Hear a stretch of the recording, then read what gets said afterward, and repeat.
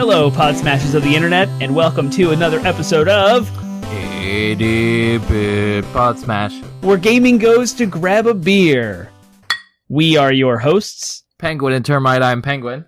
I am Termite, and tonight we are putting the soul back in console and talking about the Sega Saturn. Yeah, that's what we're talking back about to the tonight. 90s. 80-bit Podsmash Yes. is a weekly video game podcast where we smash together topics you care about with video games.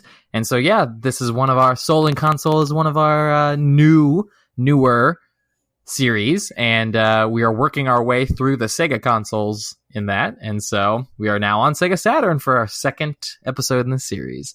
Yeah, the first one was all about the Sega Genesis, or the sequel successor to the Sega Master System. So go check it out. It's on our podcast services and feeds if you want to go back and look at it. But we are where gaming goes to grab a beer. So what are we drinking tonight? I am still working my way through these Coronas, so nothing really to elaborate on there. You will be done with Corona when we are done as a society with the virus. It's going to take that long. As society, so when a vaccine is announced, I'll be like, oh, thank God I can drink something other than Corona. Yes, we're still recording from remote locations as we're practicing our social distancing for, I guess, the better part of a month. 2 months? We're on our second month now, so it's been interesting. I am drinking from Adroit Theory. I assume that's how you pronounce it. Oh, yeah, I love Adroit Theory. From the Blue Ridge Mountains up in Virginia, which is, I know, a broad area, but the town that they're in is called Vint Hill, and I don't think anybody knows where that is. Yeah. Nope. The beer is called If You're Still Breathing, and it's a hazy Imperial IPA. It is absolutely incredible, and I'd never had anything from this brewery before until my wife went to Costco and they had some of their beer there, and so she brought home a 4-pack of this, knowing I like Imperial IPAs. Hazy, like a New England IPA. It's has a you cannot see through it. It's hazy, the body. It has a very citrusy, strong taste, but no, like, the hops are subdued. It's not as bitter as an Imperial IPA normally would be. So you get hop flavors, kind of an orange, juicy, sort of citrusy. It's hard to describe because it's not sweet at all. That's the weird part. So it's actually a difficult beer to describe. It's not bitter. It's not sweet. So what the crap are you drinking? It's citrus hops. It's awesome. Nice. I like Adroit Theory. They have a Cthulhu branded beer. It was like a Imperial Stout, I think, or something like that, and they have it at Costco usually in the winter. And I just remember getting it. I remember getting it because the logo was all Lovecrafty and terrifyingly awesome. I was like, yes, give it to me. So. And this logo is like samurai with blood covered swords with like Horizon Zero Dawn style tech lights in their armor. Oh, cool! So it looks awesome. Yeah. Nice. Yep. All right. I was going to say, though, because we had been talking about going back to our main topic, but not actually getting into our main topic tonight. I was going to say we've been very Sega recently, like the last few months, because we did the Genesis not too long ago. I think it was one of our last ones we recorded before social distancing took effect, and then we did Sonic a few weeks ago, and now we're doing Sega Saturn. So we might have to take a little break from Sega. I'm okay with that. In the next coming episodes, but still, it's nice. I learned a lot because I was not a Sega person. So it's fun to talk about because it's one thing to make all of our topics relevant with like big releases, you know. So let's do a deep dive on Doom because Doom Eternal's coming out. But this is something like Sega doesn't make consoles anymore, and the latest thing they've come out with is Persona as a publisher, and so it's pretty quiet. Like no one's really talking or discovering Sega's roots other than the Sonic movie. So it's kind of refreshing to just look at something that was major in the gaming industry that's not being highlighted now. I agree. All right. Well, we do like to kind of talk about the goings on and updates and new things that have been happening in the gaming industry as kind of our first segment. So what's the word? Sony announced some news over the PlayStation blog. Giving us an update that Ghost of Tsushima has been delayed by a month until July 17th. As we expected, games are getting delayed. But, surprise, The Last of Us Part 2 now has a release date again of June 19th. Yeah, so that's basically awesome. Yeah, so basically, The Last of Us just took the June slot from Ghost of Tsushima and they bumped it back by a month to give breathing room between their releases, which I think makes sense. I'm pleased with those results, all things considered, because I don't know which I would have preferred to have, like, Ghost of Tsushima keep its release date and then Last of Us come out later, or, but I'm glad that Last of Us is still coming out this summer, basically. So, that's cool. That does prove your theory wrong, though, because your theory was that they were going to delay the PS5, and the evidence for it was that they were going to put The Last of Us in the fall window as sort of an appeasement.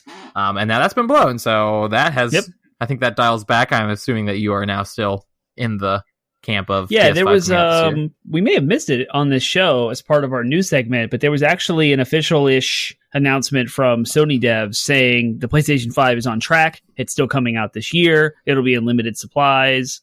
And they pretty much confirmed the DualSense information we got was because they were afraid it was going to leak and they wanted to get ahead of it. So it was not planned to be unveiled that way, but it was.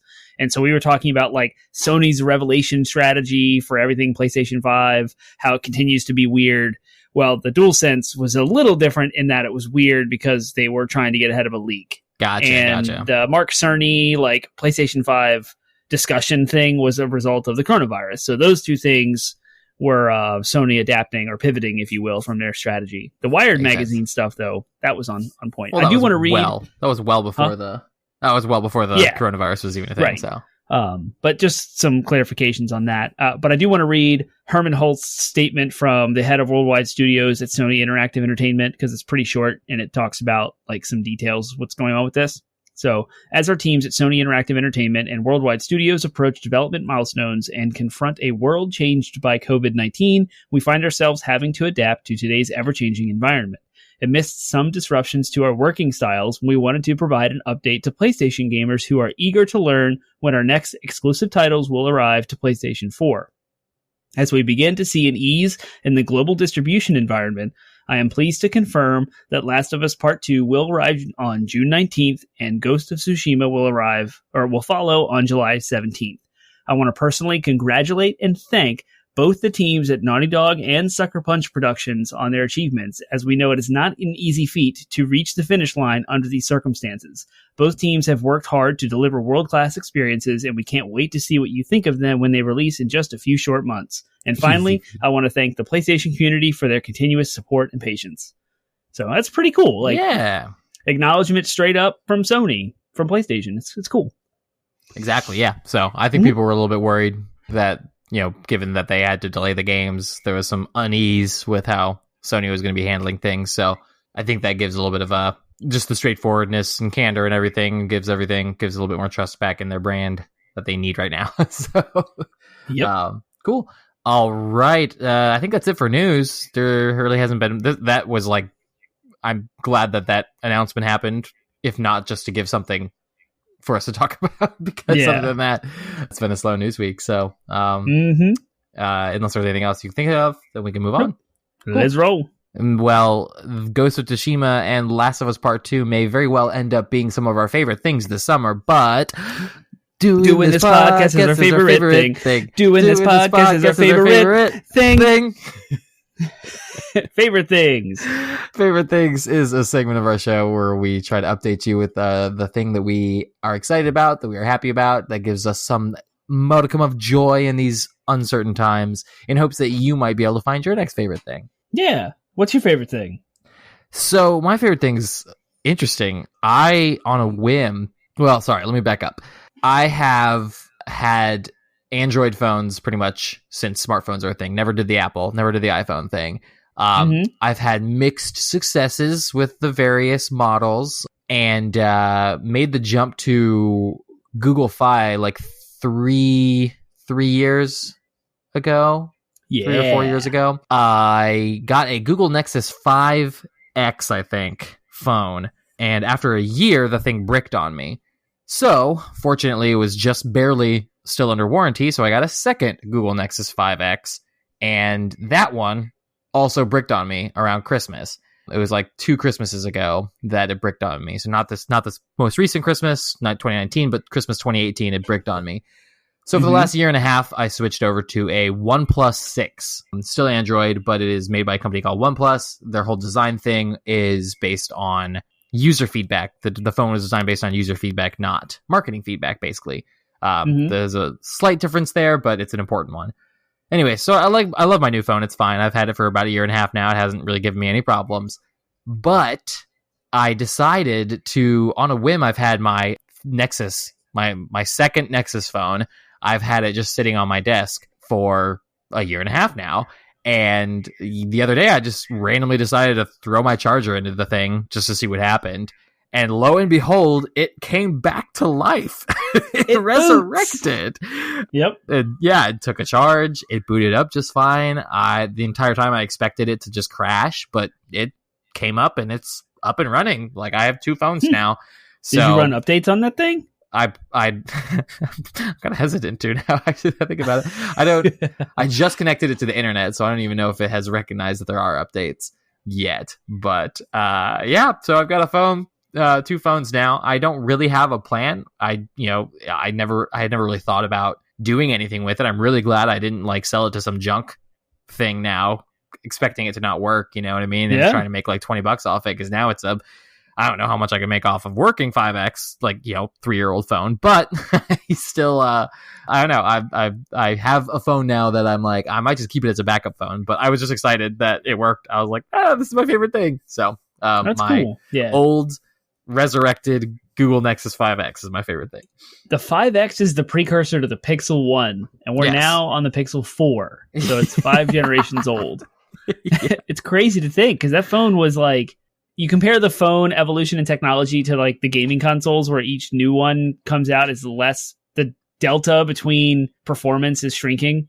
So like the PS4 to PS5, the PS3 to PS4, PS2 to PS3. That's just looking at Sony, but the small incremental upgrades between like the original Android and the Nexus 5X you have was monumental. But the difference between the 5X and the Pixel 4, it's good, but not as monumental as from like, it's shrinking. Anyway, that's right. Yeah, no, my phone will still watch YouTube videos just fine and browse the internet just fine. Like if I download those updates, they might slow it down a little bit with the whole planned obsolescence thing. But who knows how my not running it for a year and a half has affected planned obsolescence. I thought that it bricked. I was convinced it bricked. That's why I bought a new phone. It was Christmas. Right. I was on call. I had to rush. I had to rush to T-Mobile to pick up a new phone because I had to potentially take calls. Exactly. And the thing would not charge. I let it die and it wouldn't charge. So I was like, okay, it bricked. But I guess it didn't. I guess if I had been a little bit more patient, and then I could have saved myself some a payment, a monthly payment. You are the one scenario that people with landlines still quote. What if my cell phone dies? I need a landline. No, you don't. Mm-hmm. You have a cell phone. No. It's reliable. It's fine. Yeah. I've never had a landline in 10 years since I got married and moved out. Yeah, I suppose if I had been thinking clearly, I could have just no, I couldn't have done that. Maybe I could have forwarded my phone to like my soft phone, like my work soft phone, like myself, but they would have called my cell phone. You know what I mean? Like you'd have to have 2 different numbers and routing, and it'd be weird. Yeah, no, I had to rush to T-Mobile on Christmas Eve. Yep. I felt so bad, and they were just about to close, but you're the worst. I was, but they were super nice. So in retrospect, T-Mobile. I probably actually talked that same story on the podcast. You may have. All right, that's my favorite thing. I'm done. What's your favorite thing? My favorite thing is I logged into Hulu, which my wife gets with her Spotify for $5 a month. That's Spotify Premium and Hulu with ads, total combined $5 a month, because she's a student. That's the student discount. Yeah. Which is amazing, right? So I log into Hulu, and we're scrolling through. I wanted to see the movies because Parasite is on Hulu. We were about to watch it. Then I go over and I see this tab that's HBO, and there's another word that's like something else, like Access, HBO Access or something. We don't pay for HBO. We don't have HBO. So I go over to it because I'm curious, and there's a list of a subset of HBO's choices in Hulu that you have access to. And in there is Silicon Valley, season 6. And I like got up and cheered. I was like, yes! I want to watch this so bad. I just started again too. That's awesome. Yeah, you need to do that. Like, oh my gosh, Silicon Valley is so funny. It's so good. It's so relevant. It stresses my wife out though. Like every time something bad happens to the characters, she's like, I can't watch this. You have to kind of suspend that redemption hope for them entirely. Yep. Oh, it's awesome. So good. So that's my favorite thing is we're starting a new season of Silicon Valley. That's great. Yeah, I just started up Hulu as well and have been enjoying it. You should check out, if you guys have time, I know you guys have a lot of shows to watch. Mm-hmm. You should check out What We Do in the Shadows if you haven't yet. I'm positive I talked about it on the podcast. It's like an office style documentary show. But yeah, you did talk about that. But they're vampires. Yep. So it's so good. The second season just started. I haven't watched it yet, but I've heard it's amazing. So sweet. This is like the first time in a long time that neither of us have had a video game related favorite thing, by the way. Yeah, has been a while. Cool. I do want to give out a shout out. Favorite things are usually my shout outs. I need to get the name. So fill some dead air for just a second. Okay.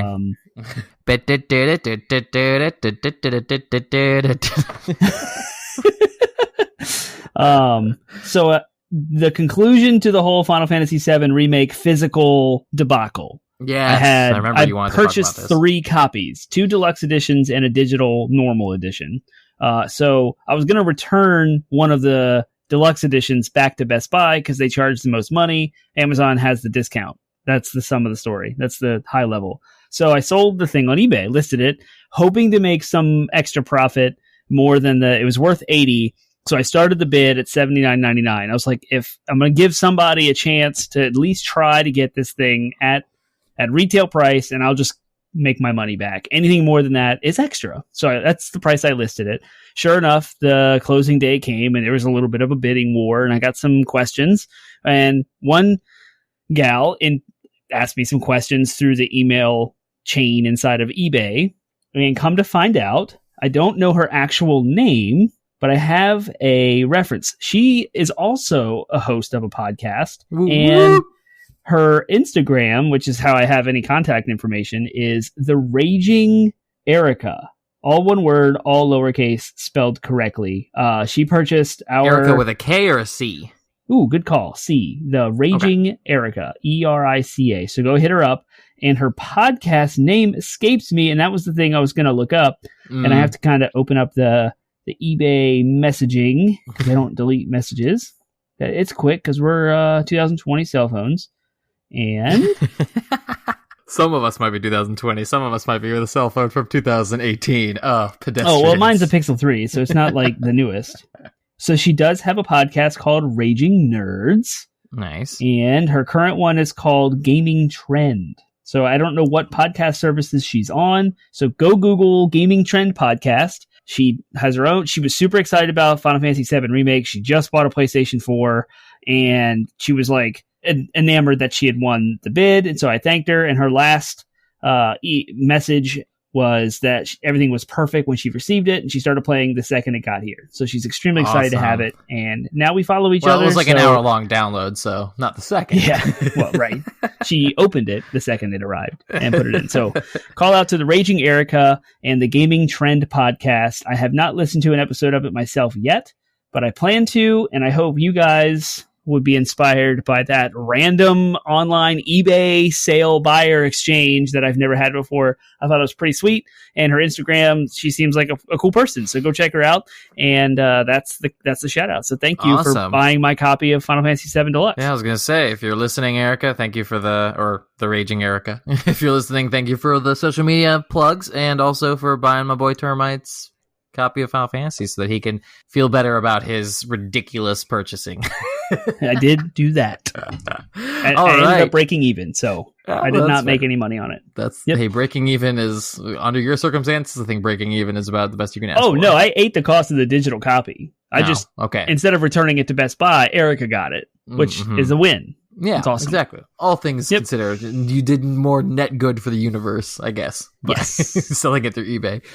All right. Y'all, that's favorite things. So that brings us to our next segment, which is Ming, ming, ming, meow. DLC. DLCO. What? What is a DLCO? I don't know what I just said, but DLC stands for downloadable content. And it's a segment of our show where we have just a fun sub-discussion, a mini discussion, more discussion you wouldn't normally have about video games. And sometimes it has something to do with our main topic, sometimes it doesn't. Since I am not a Sega person, it does not. I want to try something different. This is an idea I had a while back. I actually had this idea as a potential actual podcast, but I You're gonna bring an entire podcast, which could be weeks and weeks and weeks of content, down to one small segment of one episode of our podcast. Yeah, basically, I'm gonna condense it. And so I'm not going to give you its name because I want you to experience it as we go. Okay. So I want you to pick a gaming related term. It could be a character. It could be a manufacturer. It could be a developer. It could be a console. It could be a noun. Just a noun. Something. A proper noun. Yes, a something. A gill. Okay. Since Final Fantasy's on the brain. Gotcha. Yeah, Final Fantasy's on the brain. Yeah, it's like our third Final Fantasy DLC. It's fine. All right. So this is called something old, something new, something borrowed, something blue. So we're going to brainstorm something for each of those things related to Gil, and it's just going to be a word association, basically. So something new related to Gil. I can think. Final Fantasy VII Remake. Yeah, exactly. Going around the same page. Okay. All right, something old. Yeah. So I guess we should have done something old first. Something old related to Gil. Final Fantasy 1 for the NES. Right. Yeah, all right. I'm digging it. Something old, something new. This is too easy. Yeah. Something borrowed with Gil. I don't have a copy of Final Fantasy anything that I'm borrowing. I own every copy I have, so I don't know. Okay. I don't even have a borrowed Final Fantasy accessory. Is there a scene in Final Fantasy where you like get Gil back, like you loan Gil out and then get it back? The thieves steal it, and if you kill them, you get it back. I'm thinking of like a Yuffie stealing your materia, and then you get it back in Final Fantasy VII. Okay, Yuffie. Okay, Yuffie. Sure. Something blue. The collection of art books that I have behind me, drawn by Amano, who does all of the artwork for the cover arts of all of the Final Fantasies. So that if you've seen the crazy abstract drawings that look nothing like the in-game art, that's blue, and it's sitting on my shelf. All right. So that's your something old, something new, something borrowed, something blue. Okay, you should pick Yuffie. A term. Okay, I got you. You put all the words together? No, you don't do. It's just you're just brainstorming. It's just a fun. Gotcha. It's a fun game, I guess. I don't know. I'm workshopping here, okay? I'm workshopping. Well, I'm learning your workshop. It wasn't so like you're workshopping. Perfect, I'm learning. It wasn't like a perfectly formed idea. I had the original concept for the podcast was that each week we would each present something old, something new, something borrowed, something blue.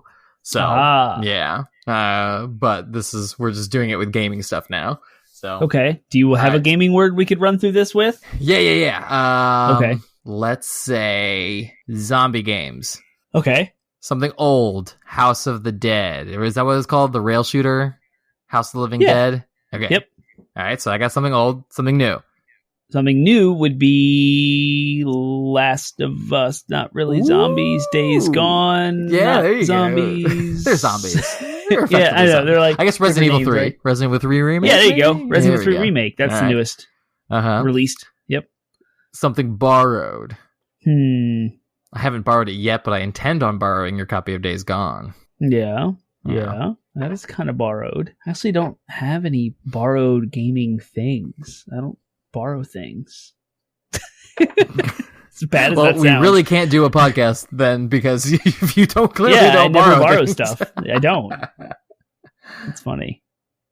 All right, I'm going to go with my intention to borrow your Days Gone and then something blue. Go with that. Something blue. Something blue related to zombies. The Raccoon City PD? They do have blue vests and uniforms, yeah. Yep. The blue potion in Resident Evil. Oh, yeah, I like that. I can take it. Isn't there a blue fern, or the blue herb, too? That's what I meant. The herb. Yep, cool. All right, that's DLC. Mm-hmm. It's a work in progress. We'll hammer it out. We'll come up with something. That was amazing. Thank you. I was trying to think on the fly, like, what if we then took all those items and then, like, tried to come up with like a wedding scenario. Like, what would a wedding look like with those things in them? So, like, we use something old, something new, something borrowed, something blue. We generate the ideas, and we take those ideas and we say, what does that wedding look like?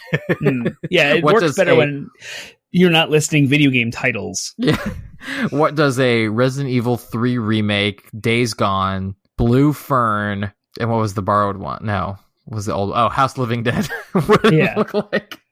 Everyone gets a light gun when they walk in. And the venue is completely decorated like a flower shop with lots of blue herbs everywhere. And it has like a very antiseptic smell. Like you walk into a hospital, it smells very clean. Like they heal you here. They take you That's in, what it smells like. They take you in on rails through, like, so all the guests get into a little cart that takes them to their seat or whatever. And the husband and wife drive off on motorcycles at the end. And there's an entire like carnival ride leading to this church that's like run down on the outside with the umbrella logo over it because corporate, capitalist church here. Nice. They funded the church, like so they need to have their logo on. Yeah. And you have like this rail shooter happening with your laser gun. That's very reminiscent of the Scooby-Doo or the Ghost laser gun ride at King's Dominion, right? So you do that first, then you end up in the venue. Husband and wife are at the front. The place smells like a hospital with lots of blue herbs everywhere. And there's a horde of freakers that right when you say I do, they shriek really, really loud. And there's like 100 of them. And they charge the church. And that's what you do to make everybody leave. You got to run away. Like, here comes this massive horde of freakers. Yep, there you go. That's what your wedding looks like. All right, what does the Final Fantasy one look like then? Final Fantasy 1, Final Fantasy 7 Remake. Everyone is assigned a class. Art so books. You're a warrior, a white mage, a black mage, or a fighter. And that's the cosplay right? is highly encouraged. That's not just highly encouraged, it is the required wedding attire. Yes. So you're given a class, you have to dress like it. And you show up in groups of 4. That's your party. And you sit at little tiny tables around. So the wedding takes that covers place the old. Next to the wedding takes place next to a nuclear reactor. A Mako reactor. It's the closest thing to a Mako reactor we have in real life. Yep. But it's decorated to like, the husband and wife also drive off on a motorcycle. Yep. And there's lots of the room is decorated with art books. Yes. And they read from the Final Fantasy art book. There's no word. Well, I don't know if there's words in it or not. I don't think there's words. I think there's just pictures. But okay. Yep. Right. They read from it anyways. They find a way. All right, cool. That's DLC. See, that was more fun. It came together. Yeah. More fun when you implement them all into a wedding. Yeah, I made it work. Mm-hmm. By the skin of my teeth, I made it work. I'm not trying to pat myself on the back. I'm saying that was a amazing. Shamble fest. I am, aren't I? I posted a meme today. Just as a side note. Did you? Well, for the benefit of our listeners, I posted a meme on Facebook today that had a picture of a man holding his back, and then it looked like some kind of chiropractic model or whatever because it had like all of these vertebrae that were like inflamed. But then the caption said, "Me bearing the weight of having the good looks, sense of humor, and talent in our family." And I tagged all my family members in it. It was awesome. Sorry. So, anyways, I'm not full of myself. It's fine. Nope, not at all. All right. Sega Saturn, yeah. So that's DLC. If you liked our DLC and our favorite things, and you have your own comments, you want to do your own borrowed, old, new, and blue scenarios, you can find us at 80bitpodsmash.com. That's our landing website where we have links to all of the other podcasting platforms, iTunes, Spotify, Google Play, iHeartRadio, Stitcher, etc. Our RSS feed is there. You can throw that into any third-party app and have our podcast streamed to your phone or listening device every single week at midnight. Our new shows come out every week. On Wednesdays, we're at twitch.tv/80bitpodsmash, 80bitpodsmash, all one word, no hyphens, lower cases, or anything weird. Every Wednesday night, we stream between 7 and 9. At some point, we usually go for about an hour. We'll announce it the morning of or in the afternoon before we get online, and we'll there. You can hang out with us, chat with us in the chat while we play whatever game we feel like streaming. We also have a Discord server. You can get there, get in, talk to us, give us our thoughts, feedbacks, questions, comments, concerns, and ideas. And we will provide you a link to every episode that goes live on Mondays has a Discord link, so you can click that. And you can find us on social media platforms such as Facebook, Instagram, Twitter, and we have our own subreddit as well, so you can start your own thread and cause a discussion to flourish. So we're everywhere. If we don't exist somewhere you want us to be, let us know and we'll put ourselves there. We have achieved omnipresence and are right behind you. We're all over the internet. Yep. Ooh, don't turn around. Oh man. I was listening to our sermon, the sermon from our pastor. So shout out Gordon, I guess. but you're probably not going to like this. At some point, I went into the kitchen, I think, to grab something, and I tuned out for a second, and I overheard him say something about God being right behind you, or God being everywhere, omnipresent, and then he said the words God is right behind you. I was like, or I think he even said Jesus is right behind you, and I was like, Jesus, right behind me. He's right behind you. Look out, Jesus is behind you. So, do you ever... Oh, gosh, sorry. I'm full of tangents today. I apparently don't want to talk about Sega Saturn. Apparently not. Apparently not. No, I do. Let's talk about Sega and not talk about Jesus creeping up behind you right now at this moment. As I had talked to you off the air earlier, it seems to me, in preparation for this episode, when you look up what the Sega Saturn is, you find so much more around the Sega Saturn and its implications on the company Sega than what the actual console is or does. Absolutely, 100%.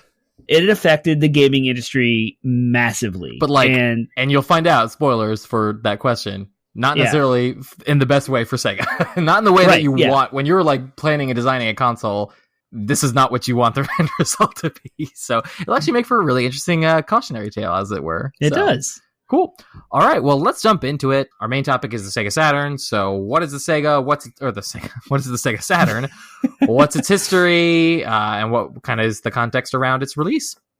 The Sega Saturn is the third console in Sega's history, third main console. It was released in 1994 in Japan for whatever yen equivalent of $399 was. It came out in North America in 1995. I think it was less than a year later. And the adjusted for inflation price for today's market would be $694.93. So about $695 console, which is crazy expensive. And it was announced at a time, E3 of 1995 it'd be June of 95. Sony was poised to show off their PlayStation, and kind of, hype was building around what the PlayStation would be. It's the next 32-bit console, the successor to nothing. Sony's brand new to the market. The console wars were between Sega and Nintendo. So who's Sony? What are they going to do? What's going on? So Sony famously went up to a microphone at E3 after Sega and just said $299 and sat down, and the crowd went nuts. It went wild.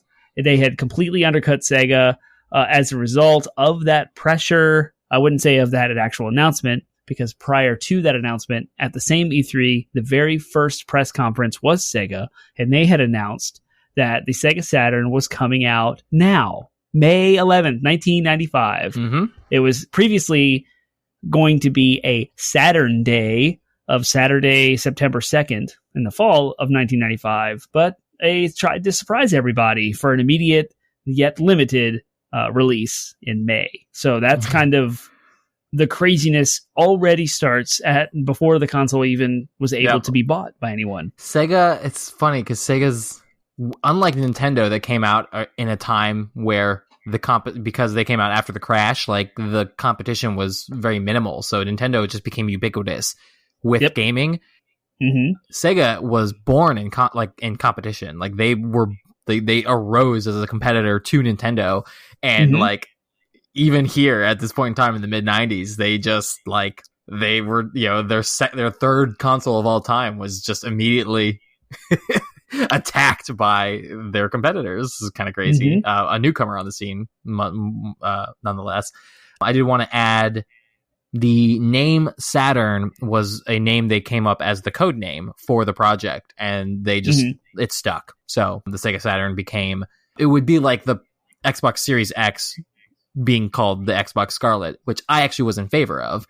That name is Scarlet's way better. Cool, visually interesting name. Yep. And can you imagine the Xbox, that green Xbox logo with a single one of the X, one of the slashes of the X is red? Oh, that would have been beautiful. But now they named it something dumb. So I am all for cool code names ending up being the result. I didn't know that about the Saturn until I researched it, and I was like, that's kind of interesting.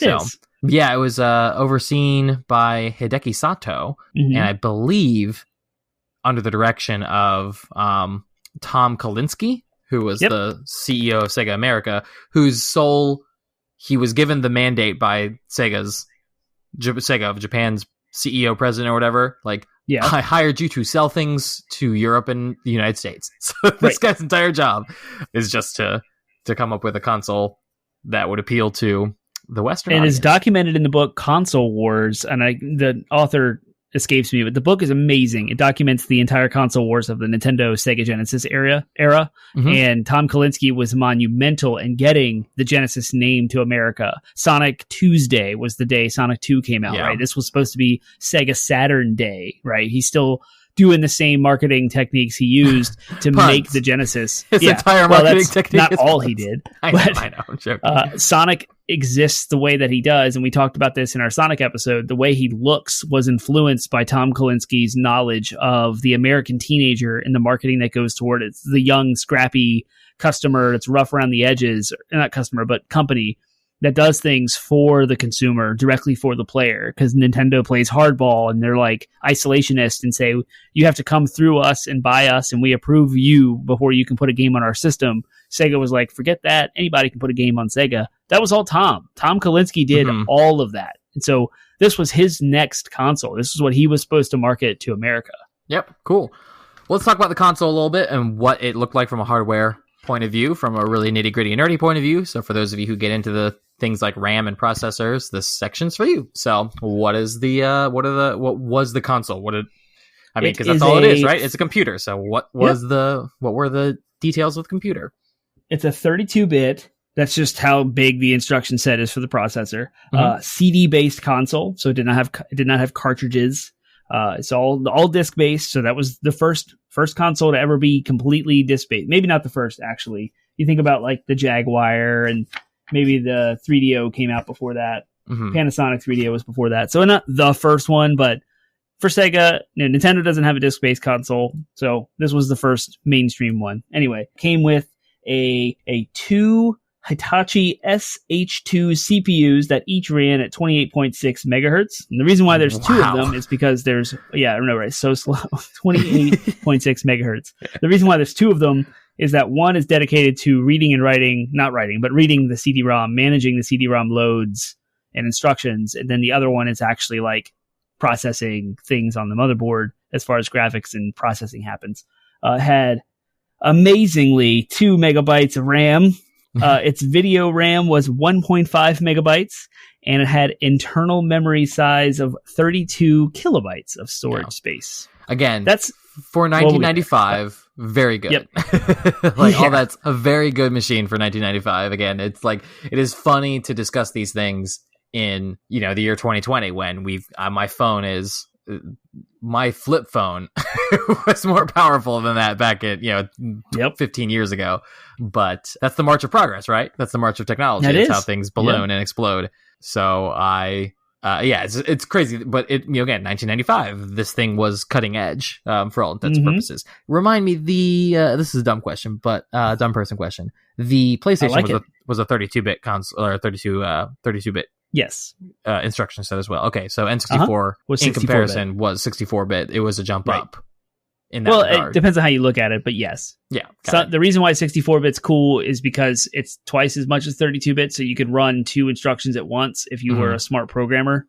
And so you could increase performance. But just because something is 64-bit over 32-bit doesn't make it faster. And it doesn't mean it's like more. Right, which is why the PlayStation and the N64 for many games were comparable, all things considered, because it was all about, nobody had been able to really work with that yet at that point in gaming. So they were still operating under old assumptions. But cool. All right. Is there anything else? Did we talk about everything?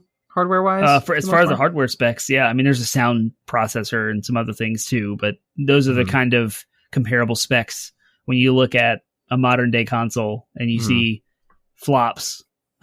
Yeah, I'm reading here they did have a 28K modem slot. Basically that. So you were able to actually hook this thing up to the internet with a additional spoilers. That was the innovative attachments that I was going to get to at the end. So, jeez, sorry. That's okay. That's fine. All right, well, cool. Then let's move on to discuss the more technical hardware-y things. But let's talk about the controller because it's part of the console. It is a small modification of the 6-button controller from Genesis. If you remember, the Sega Genesis had a 6-button controller that came out later. It was really good for fighting games. So it's very simple. D-pad, start button, 6 buttons. And there was like a mode shoulder button. So the Sega Saturn had 2 shoulder buttons. So that's new. That's why I said a slight modification. But the form factor was very similar. The American one was super bulky, actually, which is kind of like what Microsoft did. I was going to say, history repeating itself. Yeah. Yeah. And poorly received. And but what's weird is the Japanese Saturn was gray. The North American one was black. Of course, this is par for the course because the Genesis and the Super Nintendo, the Super Famicom, all look different between Japan and North America. But the American controller is an entirely different controller. But the solution was just use the Japanese one. Yeah, I'm looking at the controllers now. They're hilarious. It's hilarious how ridiculous looking the American one is. Like, why would you make any? It's like the Model 2 American controller, which is again is the Japanese controller. It looks just like, it almost looks like a precursor to the controllers we have now. Like the basic design and form factor that you're talking about is good. Obviously, because we're still using something very similar today. So, but it's just like, again, just the bulkiness of the original design. You should look it up, guys. It's. I'm looking at it now. It looks very dumb. It looks like a croissant. Like it looks like a croissant, a blocky, like a half-baked croissant with buttons on it. It's bad. And I have one of those. So if you ever want to play it, I do. Yep. I want to get my hands on it. Let's see. I wonder if it's like, again, because of the audience that the Saturn was marketed to, I wonder if it's like bulky for children hands. You know what I mean? Yes. I don't know. Yeah, like maybe it'll fit fine for us. We'll be like, oh, hey, this is actually a fine controller. Yeah. Sega notoriously marketed towards like very young adults through older boys. It's definitely male oriented. So you think about basketball players, high school basketball players, big hands. They're trying to get in, right? That's what Microsoft was also trying to do, trying to be hip, trying to be cool. And, Japanese people at the time, it was a stupid stereotype, borderline racist even, that they had small hands. And so Americans would throw that up as like racist slang. Oh, the Japanese people had small hands. So I guess maybe all of that fed the marketing and PR and whatever. And they were like, here's what North America likes. Bulk. I would have been so vindicated if I were a Japanese designer and I'd have been like, look, they use our controller anyways. Like, right. Like, come on. Take that, America. Stupid. Yeah, that is fun. That is not And then funny. Microsoft does the same thing with Xbox. Yeah. Did they release a smaller one for Japan? Was the Xbox originally even marketed heavily in Japan? Well, yeah, it was marketed for Japan, but they didn't split the difference. Gotcha. It was exactly the same. They just ended up with a smaller controller down for everybody. Okay, got it. Yeah. So slightly different. Got it. Okay, cool. Right. We already talked about history. I guess I started with that. What is the impact and the legacy of the Saturn? Here's where we're going to probably spend the meat of our time. Yeah. So Sega was known in Japan for amazing arcade games, big cabinets, big sound, fun, crazy 3D graphics. You think of Daytona USA, if you've seen, they have most modern arcades with any video games have a racing cart or a racing game that you sit in with, the steering wheel and the seat and the pedals. Well, Daytona USA kind of started that in the mainstream. I know Pole Position was before that, Spy Hunter before that, etc. But it's like big, loud. We're going to tie 8 of these things together for a cohesive multiplayer experience. Then you have like Time Crisis, Virtual Cop, where you have the light guns and the 3D graphics and you can shoot the screen and it's like reactionary and cool and they look good and they're fun and super cool. Well, Sega decided that was their niche, right? We're going to take these games and put them at home. So you don't have to go to the arcade. You can have that experience at home. And that's kind of what surrounded the Sega Saturn. So that was its impact, was bringing those arcade experiences to your house. And they did that through console or from arcade ports. And that's mostly the defining games of what the Sega Saturn was. It also is the beginning of the end of Sega because it is marred in many, many mistakes and as to how they approach the whole thing. And it is a monument to the gaming industry because it shows exactly what companies should never do. And these big negative experiences, it's so interesting to see the ripple effect that comes out because it does make the gaming industry smarter, but it just puts one issue away and others creep up. So we have more modern examples of downfalls that were recovered. This, they never recovered. Yeah. Microsoft has their own downfall with the Xbox One. Sony has their own downfall, pitfall, if you will, with the PlayStation 3. And those companies still exist, and they're still like thriving, for lack of a, if you just describe the gaming industry as a whole, Microsoft, Sony, Nintendo, they're all thriving. And, Sega was a hardware manufacturer. This was the third of the fourth console in their life cycle, and they don't exist anymore. And now we're going to talk about why. Yeah, they had, to give you kind of a idea of their decline, from 1993 to early 1996. So throughout the Genesis is pretty much like throughout near the end of its duration and the beginning of the Saturn, the company retained control of 38% of the video game market compared to Nintendo's 30 and Sony's 24. So they were actually like ahead of Nintendo by almost 10 points, like 10%. Mm-hmm. By the time the N64 came out, they accounted for only 12% as of August 1997. So they dipped almost like 25% of the market share they lost as a result of the like duration of the Saturn's existence. Like the Saturn came out in 95. And by the time the N64 came out in 97, was it 7 or was it 6? Either way, like by the time the N64 had started selling, you know what I mean? No, N64 was 96. Yeah. Okay. Yeah. So a year into the Nintendo's lifespan, the N64's lifespan, they had diminished by almost 25%. It's insane. Woo. Yeah. And we're going to start to explore why. So we're going to talk about third-party developer relationships. And this is kind of I chose to talk about this because it's kind of a continuation of what we were talking about with the PlayStation 5 reveal, how it's different from the Xbox Series X reveal. It's a continued conversation with Nintendo, too, considering that like the failure of the Wii and the Wii U was third-party support. Yep, exactly. And the industry is changing and learning. So I'm going to read some blurbs, some small paragraphs, and we'll talk about it from an article that I'll have to link off to from The Guardian. And it's from 2015. And I'm not quite sure who wrote it, because I don't think they cite articles as clearly then as they do now. And fine. I have to like dig into the article to find out. We'll link it off. Who wrote it. If they put it, but I do want to cite them because their name will be on it. Yep. So context. The new console war hasn't actually started. Hype for it has, and that is Sony's introduction into the video game industry. Sony and Nintendo had partnered together to create the Nintendo PlayStation. At the last second, Nintendo decided to partner with Philips and left Sony in the dust at a public announcement shaming Sony, a Japanese company. Sony then vindictively decides to make their own console called the PlayStation. That is a massive summary and the very, very tip of a giant iceberg of stuff that happened between Nintendo and Sony. But that is why Sony is coming out with their own console in 1994/95. And it all centered around America and the market and E3 of 95. Back to what I said at the beginning of the show, when Sony famously came up at the E3 presentation and just said the price and sat down, the place went nuts.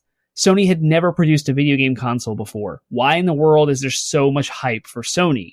Well, Sony made a name for itself in making very, very good quality electronics at home. Good music, the Walkman. I was going to say the Sony Walkman, like defined the 80s and 90s. Exactly. So Sony had a good name for itself.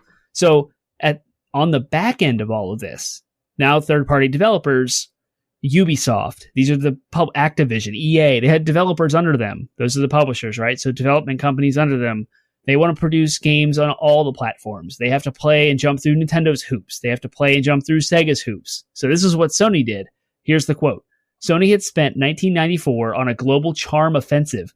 The company's chief system engineer, Ken Kutaragi, visited developers all over the world, bringing an impressive set of graphics demos and promising a wealth of cool development tools and favorable production deals. Sega, meanwhile, had been confusing and alienating its audience and development community with a string of add-ons for a hugely successful but increasingly dated Mega Drive. So the Mega Drive was the Japanese name for what we know as the Sega Genesis. The add-ons were the Sega CD and the Sega 32X, and that abomination of wires, because everyone had their own power supply and you had to hook it all. It was a nightmare. So Sony had a wealth of promises about new hardware platforms. Sega had promises about new hardware platforms that never materialized. Sony had one product and one message. PlayStation is the future. PlayStation was comparatively easy to develop for, with its clean architecture and suite of user-friendly programming APIs. Saturn was a complex beast that used twin CPUs and another couple of video processing chips. With PlayStation, Sony understood that the future was about sleek 3D visuals at all costs, and Saturn had one foot in gaming's 2D sprite-based past. Sorry, Saturn still had one foot back there. The guy we talked about earlier, tying into all this in regards to the short-sightedness of the Saturn's design, the guy who took over of Sega America after... I just blanked on his name. Tom Kalinske? Yeah, Kalinske. After Kalinske, the guy who took over after him, his successor basically was like, this didn't help the Saturn, but his point of view on the Saturn was it was a poorly designed console that was ultimately short-sighted. So even within Sega, there was kind of disillusionment with the Saturn itself as a console. Again, because of the same reasons that you may be asking, why are we talking so much about Sony in a Sega podcast episode? It's because the contrasting the two consoles gives you an idea as to what the Sega Saturn looked like and why it was a failure ultimately. And you think about the announcement at E3 that Sega made, that one E3 95, man, the gaming industry as a whole just took a giant turn. So Sega went first, and Sega said, we're releasing the console now. What is it? 4 months early. Okay, well, that immediately, like, all of the third-party developers that had had games, plans, companies, deals, contracts, everything that goes on behind the scenes of a game being made is now, like, thrown up in the air. They're asking questions. Do you want us to rush our game? Do we not rush our game? Are we planning to release the game in September? What are the consumers going to play? Okay, they get it today, but there's no games on it. So just that whole like last second change to release the console 4 months early. And then this whole idea of the console being hard to program for, and third-party developers don't want to work with that. Like they seem very wish-washy, It's hard to come up with contracts and create a plan for your development industry company when you can't rely on Sega or their console because it's going to be more expensive to put your game on that platform, but you also just had the release date shoved out from under you. Okay, well, other than that, obviously huge misstep. What was the other big misstep with if you we talked about this, we actually talked about the history of a Sega Saturn, you'll notice there's no mainstream Sonic the Hedgehog game. A glaring omission. Yeah, imagine a Nintendo console without Mario or Zelda. Imagine an Xbox console without Halo. That's what that is. The Sonic team, this development company, they made Nights into Dreams. That's a 3D platformer. It came out for the Saturn. It's actually one of its definitive games. During that time that they were developing that game, Sega asked the STI, that's like the Sega Technology Institute, which Mark Cerny was the head of, by the way, at that time, with developing what would have been the first fully 3D Sonic game called Sonic Extreme. So this is the Sonic game that should have been on Saturn. This is it, right? It was moved to the Saturn after several prototypes for the 32X were discarded. Corporate politics, both within the team at the Sega Technology Institute and between Sega Japanese and American divisions. So the Sega Japan, Sega America divisions were not friendly at all times. They did not see eye to eye on a lot of things. So these corporate politics pervaded the game's development after Sega president Hayao Nakayama ordered the game to be reworked around the engine created for its boss battles. The developers worked between 16 and 20 hours a day to meet a December 96 deadline. This proved fruitless after Sega of America Executive Vice President Bernie Stoller rescinded Sega Technology Institute's access to the Sonic team's Nights into Dreams engine following an ultimatum by Naka, who is now producing Nights. Crazy. After programmer Ofer Allen quit and designer Chris Sen and Chris Coffin became ill, Extreme was canceled in early 97. So I don't know what in the world happened and the reasons why it did, but Bernie Stoller went to Sega Technology Institute and said you can no longer use Nights into Dreams engine developed by Sonic Team to make Sonic Extreme. So you just remove the rights to the foundation of their game. Like, it's gone. Which leads to people quitting, combined with people getting sick, and you have no game. No Sonic. And no Sonic Extreme for the Saturn, which is, again, devastating for the console. Yeah. And there was a version of Sonic 3D Blast. There was a game called Sonic Jam, a game called Sonic R, that were all like different types of games, kind of spin-off side shoots. But the actual game, Sonic Extreme, That's the precursor to Sonic Adventure on the Dreamcast. So it never happened on the Saturn. Yeah, crazy. So again, all these things, the poor design, the short-sighted design of the Saturn, the fact that there was no Sonic, and then just the context around the Saturn. I mean, a year after the Saturn would come out, the N64 would drop, which is by and far a better, not only a better design console, but a stronger, more powerful console. And the only console that could compete with it at the time was Sega's competitor, Sony, with the PlayStation. So, the context around its release was just unfortunate. And, a lot of missteps that ultimately, if the console had come out a year earlier, was a cheaper price, and was better designed, Sega could still be making consoles today. You know what I mean? Oh, and if a Sonic game had come out for it, all these things, it might have been able to pull out some sales if a Sonic game had come out for it. But it's crazy. Lots of corporate internal questioning, not sound at all, just kind of led to this whole thing. So it's not just the Sonic game. It's not just the release date change. It's not just their disputes internally. It's kind of a combination. It is of all of it. It's a bunch of small things that formed a tidal wave. You know what I mean? Yeah, it's a bunch of small little ripples of water that formed a tidal wave that just washed them out to sea.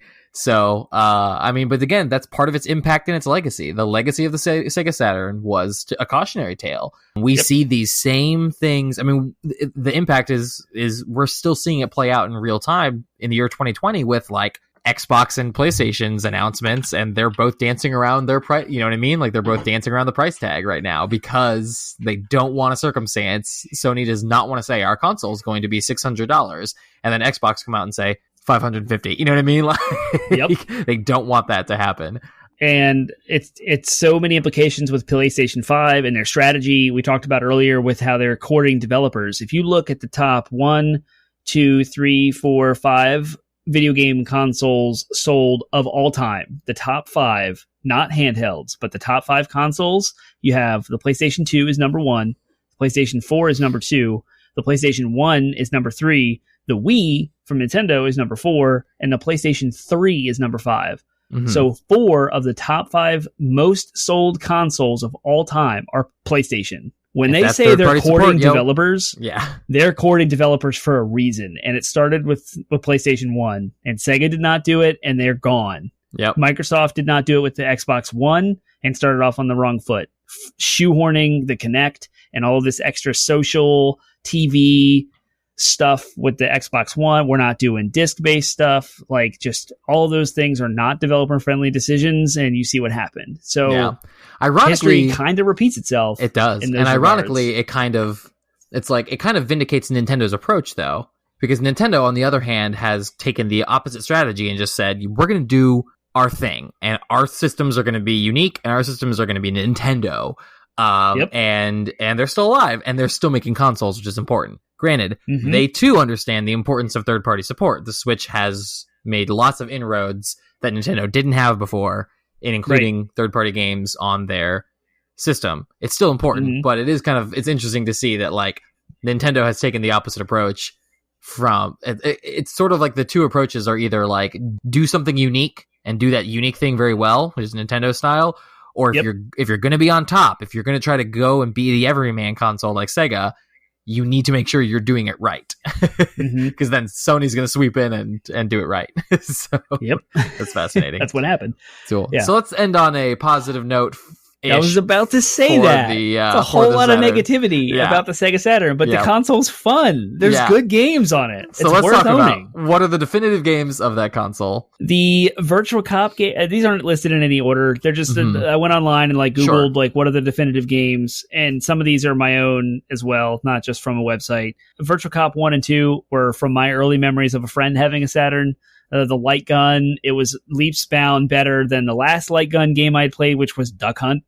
This was a 3D or three-dimensional rail shooter, ducking in and out of alleys in an urban environment, shooting bad guys, actual people. So it's kind of weird when you compare it to some of the older Area 51 or House of the Dead hadn't come out yet, but Area 51 stands out as a rail shooter for the PlayStation, and that wasn't as good. It was kind of clunky animations and bad graphics, but this was like full 3D and cool arcade, colorful explosions and super fun.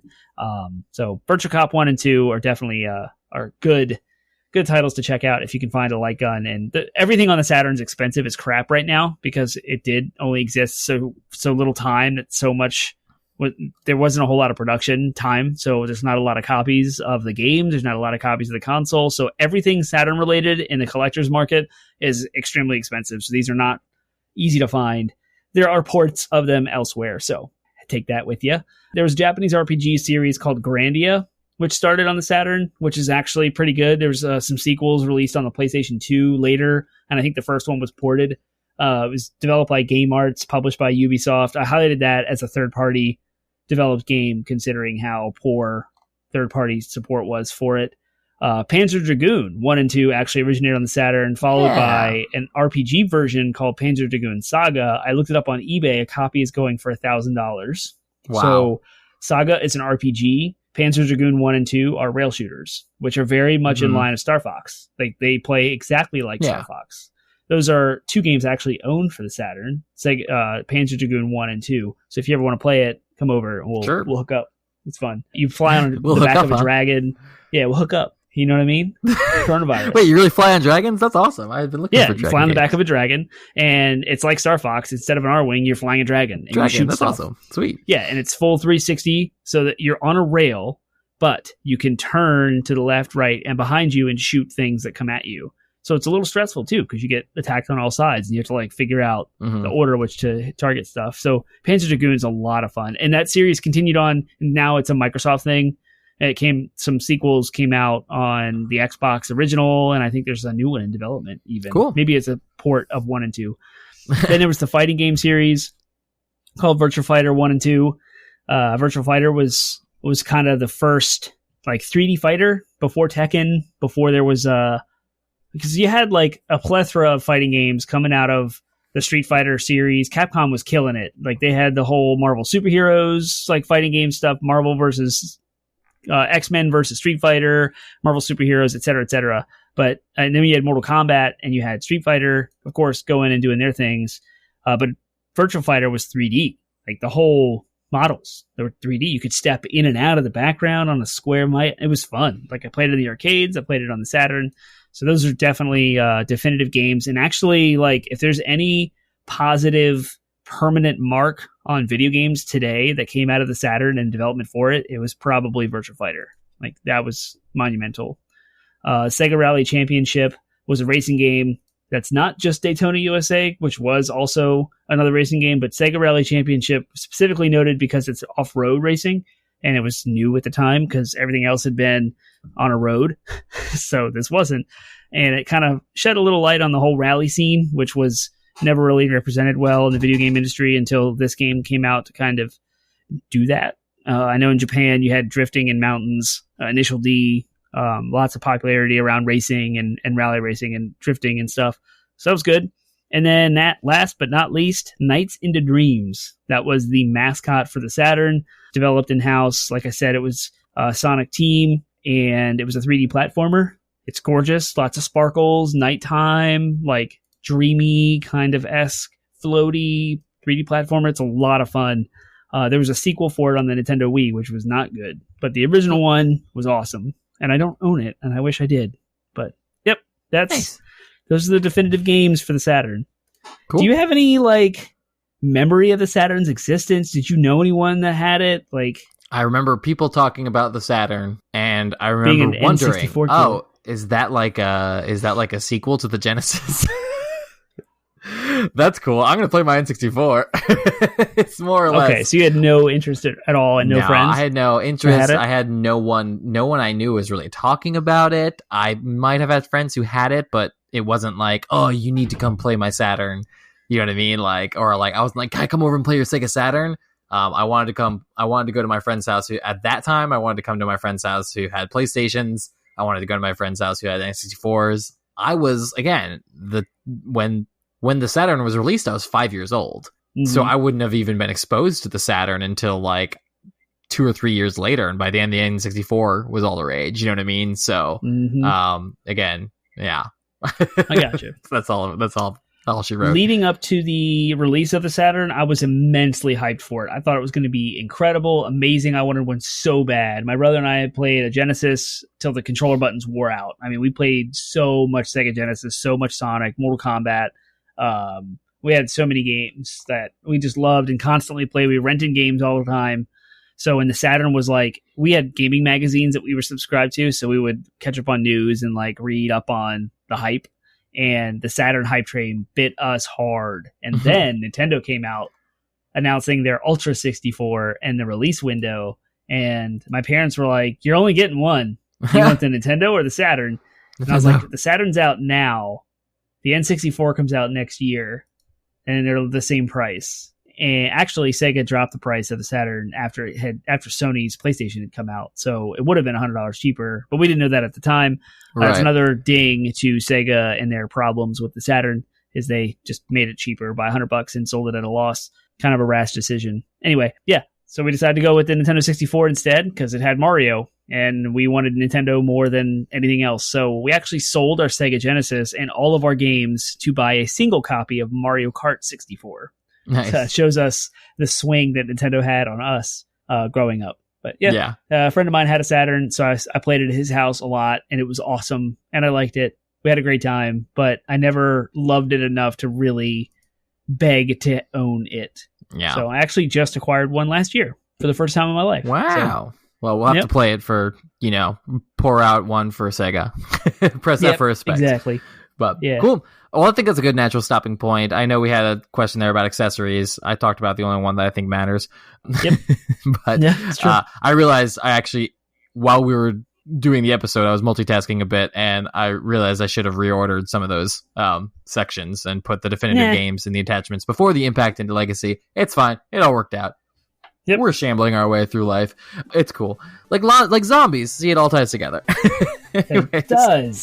So, yeah, that's our show for the day. So if you have thoughts about the Sega Saturn, if Sega Saturn was your absolute favorite console of all time and you want to share that with us, you want to share your experiences with it, if you thought the Sega was the worst and you hated it, and you hated all your friends who had it, they're no longer your friends anymore, they're your worst enemies because of the Sega Saturn, it's just the worst. We want to hear that too. So, Termite, tell the good people of the internet where they can find it. Since I gave you guys the ad spiel midway through our show, I'll give you the Cliff Notes version, 80bitpodsmash.com. Our social media websites, Facebook, Instagram, Twitter, and Reddit, 80bitpodsmash. You can add us there. And we have a Discord server the link exists in every show notes that goes live. So hit us up on any of those, and then twitch.tv/80bitpodsmash on Wednesday nights. Awesome. Great. We will be back next week, May 18th, with a new episode. I asked Termite to put his picks up there so I could have something to choose from, but he chose not to. So instead, I will pick from my picks, and May 18th we will be doing an episode on educational games. So we'll be talking about a very kind of obscure genre, if you will, of video games. Math Blaster? Oh, yeah, bro. Yeah. So many educational games. Oregon Trail? That'll be fun. I guess that counts as it's a history game, dude. Yeah, no, it's fantastic. Yep. Yeah, so lots to talk about. As I like to call Oregon Trail, Red Dead Redemption, the original. The prequel? Yeah. Red Dead Oregon, yeah. So anyways, that is what we'll be talking about next week. And so we'll do some research, put together a pretty good episode for you, and see you then. See you next week.